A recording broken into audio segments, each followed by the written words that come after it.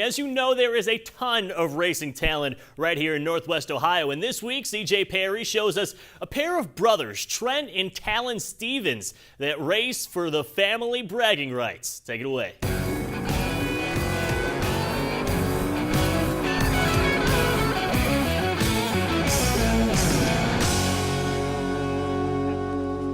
For brothers Trent and Talon Stevens, the High Miler weekend at Sandusky Speedway brings in a lot of added factors. As far as super modified racing goes, this is one of the biggest races in the country, which just happens to be at their home track. While neither wound up with the checkered flag this year, that honor went to Mike Ordway Jr., Talon put into perspective about what it would mean to win a High Miler, both for himself and his family. I think to pull a win off tonight, or tonight, tomorrow would be quite the feat. It'd be quite the shocker. But it's nice to know that being my home track, I got a lot of laps in here compared to some of these other guys who who've just got first race here, first couple laps here. I got quite a few experience, a couple tricks up my sleeve. I'll try to pull off and surprise everybody. As far as winning the High Miler or any big event, Talon knows exactly who he'd go to first, and even gloat over a little bit. First person I would rub it into would be Trent there, just to say that I did it before him. So that would be a big one, but it would be huge just for the whole team and for the family. Just all the work we put in, all the time in the garage, all the family dinners you miss because you're working on the car. It would mean a lot. And while Trent has a few more championships and big wins under his belt, that doesn't lessen the younger Talon's intensity as far as the brotherly rivalry goes. But of course, it's all in good fun.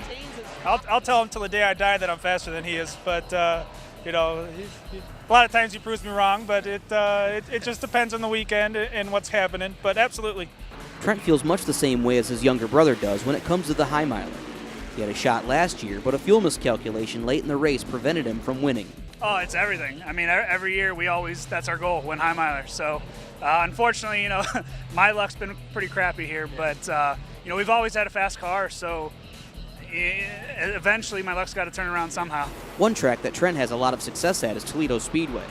And even though Sandusky is only about an hour and a half from Toledo via the Turnpike, the styles of racing are worlds apart.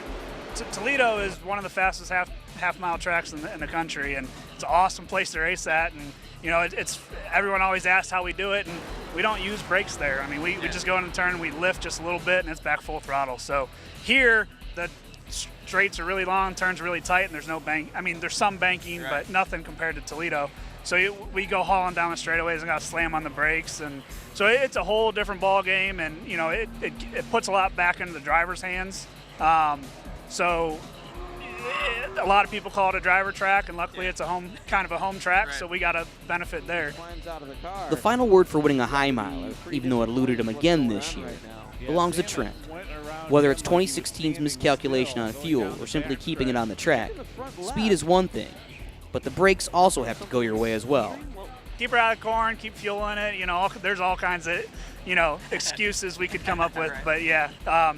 Like I said, we got a fast car. I think we've been fast the last 3 or 4 years, and just luck never seems to work out.